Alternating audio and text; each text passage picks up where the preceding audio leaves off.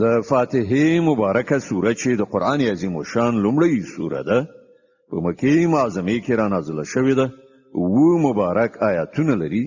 تلاوت او پښتو ترجمه یې له لومړي آیت څخه اوري اعوذ بالله من الشیطان الرجیم پناه وړم الله تعالی شړل شوی شیطان څخه بسم الله الرحمن الرحیم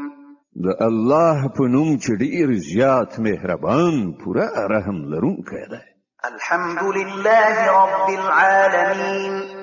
ټول ثنا ستاینه یوازې الله لره ده چې د ټولو کائناتو رب دی الرحمن الرحیم ډیر زیات مهربان پوره رحم لرونکی دی مالک یوم الدین د جزا د ورځې مالک دی إياك نعبد وإياك نستعين اهدنا الصراط المستقيم صراط الذين أنعمت عليهم غير المغضوب عليهم ولا الضالين مونږ همدا ستا عبادت کوو او همدا ستانه مرسته غواړو مونږ ته سمه لار وښیه د هغو کسانو لار چې تا پرې پیرزوینه کړې ده چې غوسه پرې نه ده شوې او بېلارې شوي نه دي